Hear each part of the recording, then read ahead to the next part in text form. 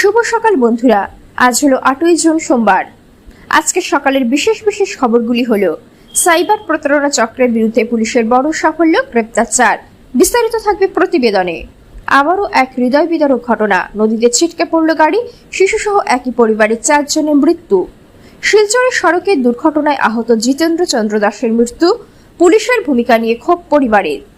নির্বাচিত বিধায়ক রাজদীপ গোয়ালাকে সংবর্ধনা, কৃত শিক্ষার্থীদের সম্মাননা প্রদান। নারীর প্রতি সহিংসতা, পর্নোগ্রাফি ও মাদক প্রসার রোধের দাবিতে গৌহাটিতে গণ অভিবর্তন এবং বিকশিত অসম গড়ার লক্ষ্যে কাজ করতে আইএএস আধিকারিকদের আহ্বান জানালেন অসমের মুখ্যমন্ত্রী হিমন্ত বিশ্ব শর্মা। তাহলে বিস্তারিত খবরে যাওয়ার আগে অবশ্য ভিডিওটিতে একটি লাইক দিয়ে চ্যানেলটি সাবস্ক্রাইব করুন এবং ফেসবুক পেজে দেখে থাকলে পেজটি ফলো করে ভিডিওটি শেয়ার করুন, যাতে সঠিক খবরগুলি সবার কাছে পৌঁছতে পারি। এবার শুনুন আজকের খবরের বিস্তারিত। প্রথম খবর, সাইবার প্রতারণা চক্রের বিরুদ্ধে পুলিশের বড় সাফল্য, গ্রেপ্তার 4। বাজালি জেলায় আন্তঃরাজ্য সাইবার প্রতারণা চক্রের বিরুদ্ধে বড়সড় অভিযান চালিয়ে 4 অভিযুক্তকে গ্রেপ্তার করেছে পুলিশ।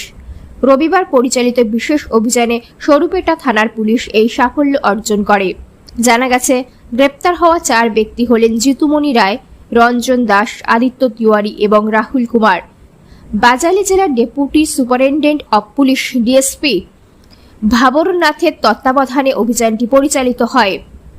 প্রাথমিক তদন্তে পুলিশের সন্দেহ ধৃতরা একটি আন্তঃরাজ্য সাইবার অপরাধ চক্রের সক্রিয় সদস্য। অভিযোগ রয়েছে তারা বিভিন্ন কাস্টমার সার্ভিস সেন্টার সিএসসি এর মাধ্যমে প্রতারণামূলক কার্যকলাপ চালিয়ে সাধারণ মানুষের আর্থিক ও ব্যক্তিগত তথ্যের অপব্যবহার করত। পুলিশ জানিয়েছে, এই চক্রের সঙ্গে আরও কেউ জড়িত রয়েছে কিনা তা খতিয়ে দেখা হচ্ছে। পাশাপাশি সাইবার প্রতারণা থেকে রক্ষা পেতে সাধারণ মানুষকে সতর্ক থাকার আহ্বান জানানো হয়েছে।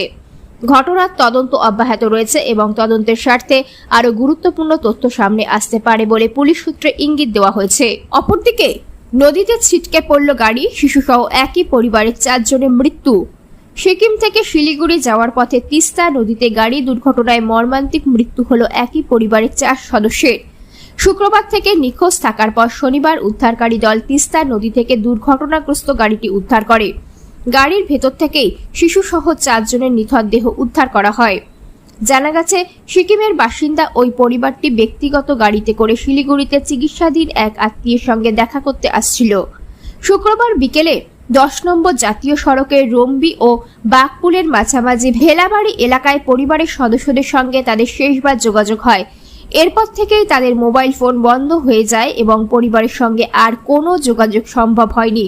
প্রাথমিক তদন্তে অনুমান করা হচ্ছে, প্রবল বৃষ্টি ও পাহাড়ি ধসের জেরে রাস্তার পরিস্থিতি অত্যন্ত বিপজ্জনক হয়ে ওঠে। পাহাড় থেকে নেমে আসা ধস ও ঝর্ণার জলে গাড়িটি নিয়ন্ত্রণ হারিয়ে গভীর খাদে পড়ে তিস্তা নদীতে তলিয়ে যায়। পরিবারের সদস্যদের নিখোঁজ হওয়ার খবর পেয়ে শুক্রবার রাত থেকেই তল্লাশি শুরু হয়। অভিযোগের ভিত্তিতে শনিবার সকালে পশ্চিমবঙ্গ পুলিশ, সিকিম প্রশাসন এবং এনডিআরএফ এর যৌথ উদ্যোগে ব্যাপক অনুসন্ধান অভিযান চালানো হয়। ডেপুটি কমান্ড্যান্ট সঞ্জয় রঞ্জনের নেতৃত্বে উদ্ধারকারীরা প্রথম নদীর ধারে গাড়িটির ব্যাটারি ও কিছু ভাঙা যন্ত্রাংশ উদ্ধার করেন। পরে তল্লাশি জোরদার করা হলে নদীগর্ভ থেকে গাড়িটি উদ্ধার করা হয় এবং তার ভেতর থেকেই 4 জনের দেহ উদ্ধার করা হয়। মৃতদের পরিচয় পাওয়া গেছে সভ্য নিউপানে 27 বছর, সারিকা নিউপানে 29 বছর, টিকা মায়া দাহাল 31 বছর এবং 5 বছরের শিশু দিত্য ছেত্রী হিসাবে। এই মর্মান্তিক ঘটনায় শোকের ছায়া নেমে এসেছে মৃতদের পরিবার ও স্থানীয় এলাকায়। প্রবল বৃষ্টি এবং ধারাবাহিক পাহাড়ি ধসের কারণে 10 নম্বর জাতীয় সড়কের নিরাপত্তা ও ঝুঁকিপূর্ণ পরিস্থিতি নিয়ে নতুন করে উদ্বেগ দেখা দিয়েছে। উদ্ধার হওয়া দেহগুলি ময়না তদন্তের জন্য উত্তরবঙ্গ মেডিকেল কলেজ ও হাসপাতালে পাঠানো হয়েছে। উত্তরবঙ্গের বিপর্যয় মোকাবিলা বাহিনীর কমান্ড্যান্ট অজয় কুমার জানান, শুক্রবার থেকে তল্লাশি অভিযান শুরু হয়েছিল। রাতের অন্ধকারে উদ্ধার কাজ সাময়িকভাবে বন্ধ রাখা হয়। শনিবার সকালে ডুবুরি দলকে নিয়ে ফের অভিযান শুরু করা হয়। সেবক কালীবাড়ির সামনে তিস্তা নদী থেকে গাড়িটি উদ্ধার করা হয়েছে এবং তার ভেতর থেকেই 4 জনের দেহ পাওয়া গেছে। অপরদিকে শিলচরে সড়ক দুর্ঘটনার আহত জিতেন্দ্র চন্দ্র দাসের মৃত্যু, পুলিশের ভূমিকা নিয়ে ক্ষোভ পরিবারের।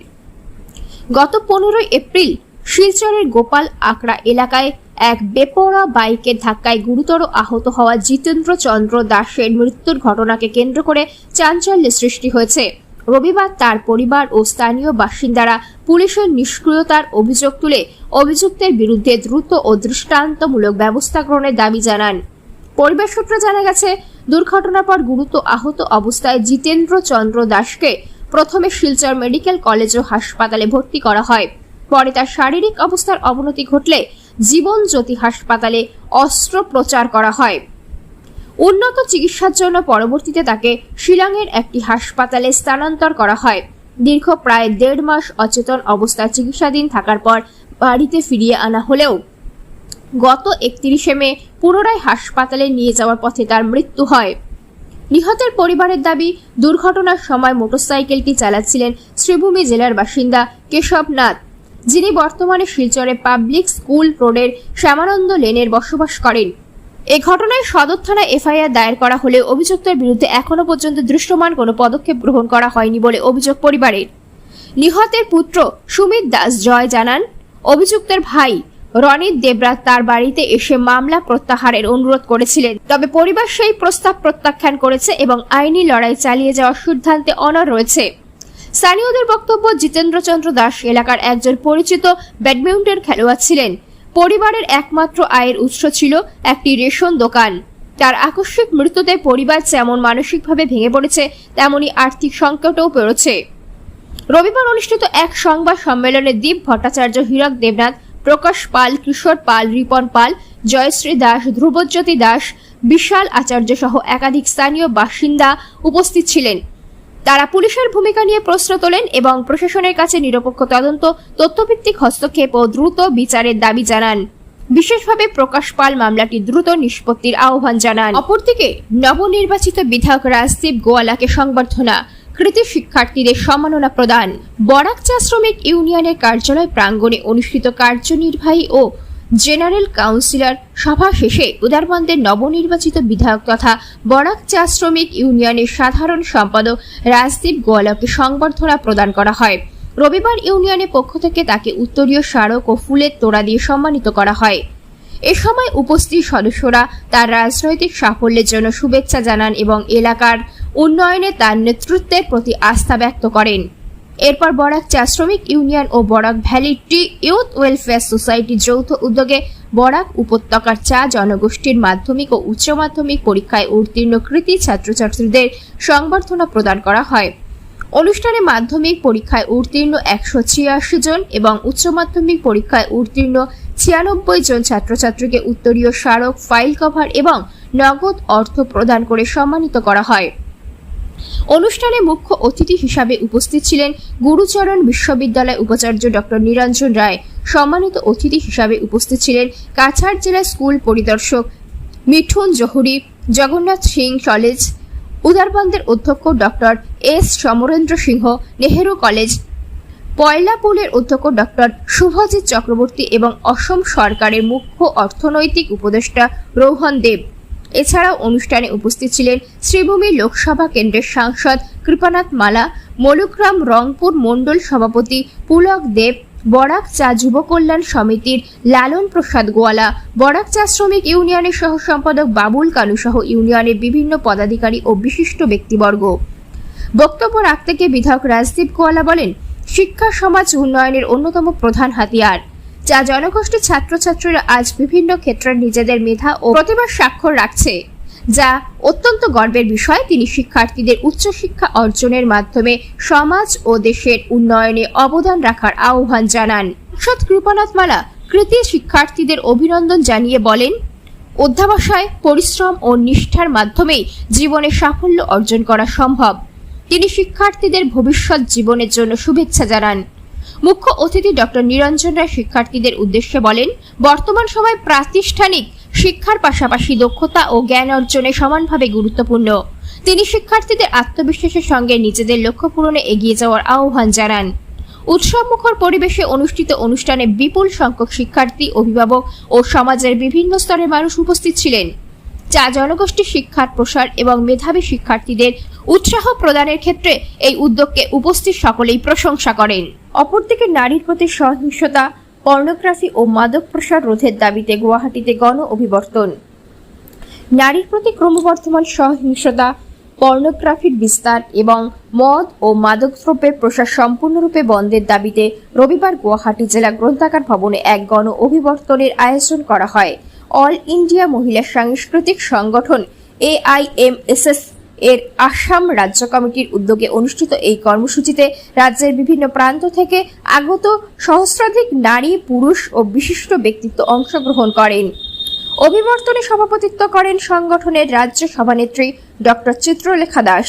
সবাই উপস্থিত ছিলেন রূপ কুমার, জ্যোতিপ্রসাদ আগরওয়াল কন্যা, জ্ঞানশ্রী পাঠক, বিশিষ্ট মনোরোগ বিশেষজ্ঞ ডক্টর দীপেশ ভগবতী, সংগঠনের প্রাক্তন রাজ্য সভানেত্রী অধ্যাপক চন্দ্রলেখা দাস, শিক্ষাবিদ ইনা হোসেন এবং বিশিষ্ট সাহিত্যিক শিবানন্দ কাকতি। শারীরিক অসুস্থতার কারণে অনুষ্ঠানে উপস্থিত থাকতে না পারলেও অভিবর্তনের অন্যতম বক্তা মীনাক্ষী ভুইয়া আয়োজক ও প্রতিনিধিদের উদ্দেশ্যে একটি শুভেচ্ছা বার্তা পাঠান। ডক্টর চিত্রলেখা দাস সেই বার্তাটি সভায় পাঠ করে শোনান। নওগাঁও সঙ্গীত গোষ্ঠীর পরিবেশিত উদ্বোধনী সঙ্গীতের মাধ্যমে অনুষ্ঠানের সূচনা হয়। সমাবেশে নারীর নিরাপত্তা, সামাজিক অবক্ষয় রোধ এবং যুব সমাজকে মাদকমুক্ত রাখার দাবিতে বিভিন্ন প্রস্তাব গৃহীত হয়। পাশাপাশি আসাম সরকারের সাম্প্রতিক ইউনিফর্ম সিভিল কোড অভিন্ন দেয়ানবিধি সংক্রান্ত বিষয়েও একটি গুরুত্বপূর্ণ প্রস্তাব অভিবর্তনে অনুমোদিত হয়। অপরদিকে বিকশিত অসম গড়ার লক্ষ্যে কাজ করতে IAS আধিকারিকদের আহ্বান মুখ্যমন্ত্রী হিমন্তের। রাজ্যের শতাধিক IAS আধিকারিকদের সঙ্গে মত বিনিময় করে বিকশিত অসম গড়ে তোলার জন্য তার দৃষ্টিভঙ্গি তুলে ধরেছেন মুখ্যমন্ত্রী ডক্টর হিমন্ত বিশ্ব শর্মা। সরকারের বিভিন্ন বিভাগের মধ্যে সহযোগিতা, সমন্বয় এবং অভিন্ন লক্ষ্য নিয়ে কাজ করার গুরুত্বের ওপর জোর দিয়েছেন তিনি। আজ শনিবার অনুষ্ঠিত বৈঠকে মুখ্যমন্ত্রী বলেন, সাম্প্রতিক বছরগুলিতে অসম যে উল্লেখযোগ্য সাফল্য অর্জন করেছে তা ধরে রাখার পাশাপাশি সম্মিলিত প্রচেষ্টার মাধ্যমে রাজ্যকে বিভিন্ন গুরুত্বপূর্ণ ক্ষেত্রে উন্নয়ন সূচক এবং সুশাসনের মানদণ্ডে দেশের অন্যতম শীর্ষস্থানে নিয়ে যেতে হবে। তিনি আধিকারিকদের উদ্দেশ্যে বলেন, অসমের উন্নয়নে অর্থবহ অবদান রাখতে হবে। প্রতিটি উদ্যোগ, সংস্কার ও অর্জনের মাধ্যমে ভারতের অর্থনীতি ও উন্নয়নের মাত্রায় রাজ্যের ভূমিকা আরও শক্তিশালী করার আর্জি জানিয়েছেন মুখ্যমন্ত্রী। মুখ্যমন্ত্রী ডক্টর শর্মা আধিকারিকদের নির্ভয়ে এবং খোলামেলাভাবে নিজেদের মতামত প্রকাশ করার আহ্বান জানিয়ে জনসভায় সততা, নৈতিকতা, স্বচ্ছতা, জবাবদিহিতা এবং বিনিময়ের সর্বোচ্চ মান বজায় রাখার উপর গুরুত্বারোপ করেন। তিনি বলেন, এই প্রতিশ্রুতিবদ্ধ, দক্ষ ও জবাবদিহিমূলক আমলাতন্ত্রই রাজ্যের দীর্ঘমেয়াদী উন্নয়ন লক্ষ্যমাত্রা অর্জন এবং অসমকে দেশের অন্যতম অগ্রণী রাজ্যে পরিণত করার ক্ষেত্রে গুরুত্বপূর্ণ ভূমিকা পালন করবে। তিনি আরও বলেন, প্রশাসনের সক্রিয় ও সমন্বিত ভূমিকার মাধ্যমেই অসমের দ্রুত রূপান্তর সম্ভব হবে।